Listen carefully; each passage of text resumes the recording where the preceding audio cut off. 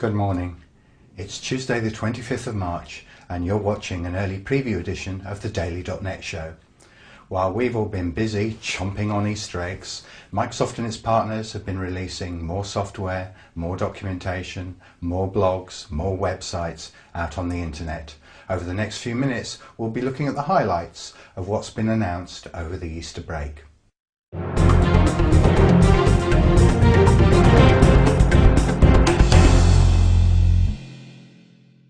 Microsoft have released the first technical preview of their iOS 7 admin kit, which adds 7 new features to the core web server software that ships with Windows Vista and Windows Longhorn Server.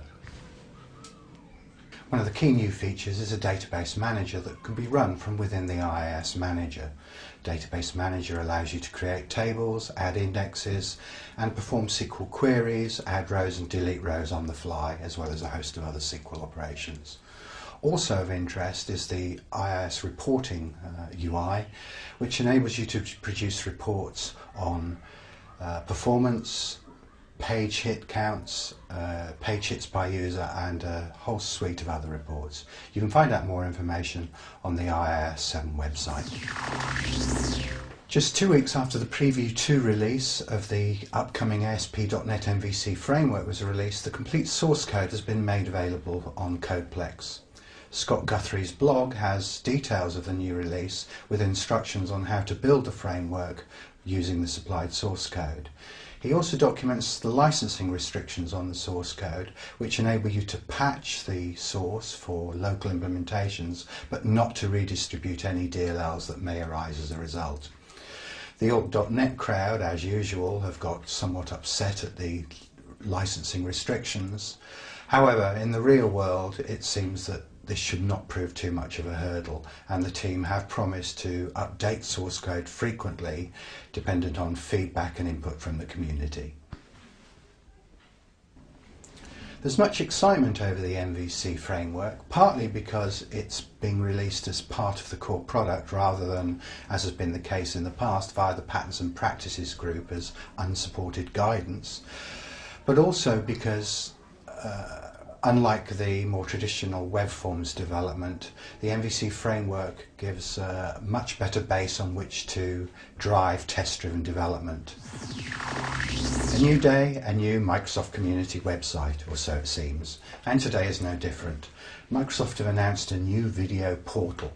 The portal, which will eventually launch at the microsoft.com/video URL, is being made available in a special preview URL, preview.microsoft.com/video, although at the time of this report, all that appeared to be at the site is a holding page advising that the preview will kick off in April.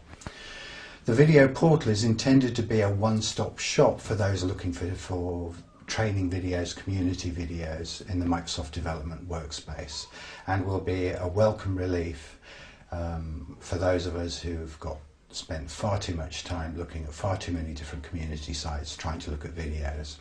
Of course, the definition of video is a rather loose one here. Often video in Microsoft terminology means a PowerPoint presentation with largely inaudible audio, but the recent Mix08 site put together by the same team, who also incidentally released the DailyDotNetShow video portal framework a few weeks ago, looks like a step in the right direction and should be good news for all those trying to find educational video that has been endorsed by Microsoft.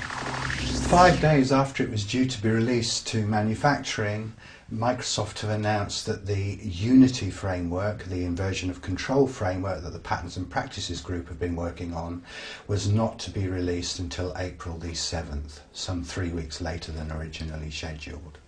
This is probably good news, since the time between announcement of the framework and actual release to manufacturing seemed to this observer to be incredibly short. The framework has received some criticism, given that there are already 2 established players, if not more, in the marketplace. Spring.net and Windsor Castle have gained firm following and have a reputation for being relatively straightforward to learn and robust in nature. The advantage of an inversion of control framework is that it centralizes separations of concern and removes dependencies in code from classes, moving them instead into a configuration file that can be easily modified for different distributions. In any event, Microsoft's move into this space should be encouraged. The more players the better, and may the best man win. But it now looks as if we've got a few more weeks to wait before we can have a look at what it is Microsoft have been working on. It seems everyone's mashing up their websites to use Virtual Earth these days, possibly because it's free for non-commercial use. And now the team have launched their own blog. You can find their blog at ve3d.spaces.livespace.com. The third and final service pack for Windows XP, Service Pack 3, is due to be released by Microsoft sometime in the second quarter of this year. In the meantime, Microsoft have released documentation on what's in the Service Pack release in the form of an 11-page PDF. There's little material in the PDF other than the news that Internet Explorer 7 will not be included in the Service Pack, which is disappointing to those of us that struggle day to day with supporting Internet Explorer 6 and the many bugs that the browser features. However, support has been added to support the curiously named black hole router detection, as well as network access protocol, which is already implemented in Windows Vista and Windows Server 2008. Also released over the weekend was Windows Vista Product Guide Revisions, a document of over 60 pages detailing changes made to Vista as a result of Service Pack 1 that was released last week. I say detailing, but in fact this is very much a marketing document, with more than half of it being dedicated to the Windows Media Center. If you're interested in Media Center and want a light, fairly frivolous read, then the document's certainly worth downloading from the Microsoft Downloads area. Otherwise, there's little of interest in this document, and the detail of what exactly has been included in Service Pack 1 is sadly lacking.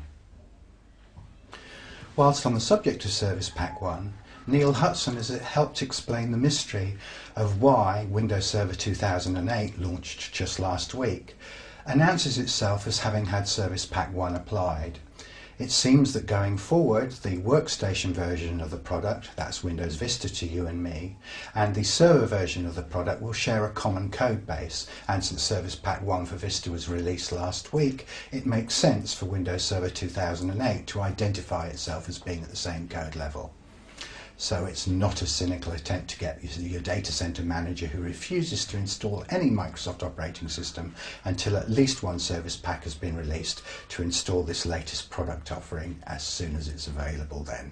Yeah, right. A new beta version of Windows Installer 4.5 has been released on Microsoft's beta site connect.microsoft.com. This will be the final beta before the release to manufacturing.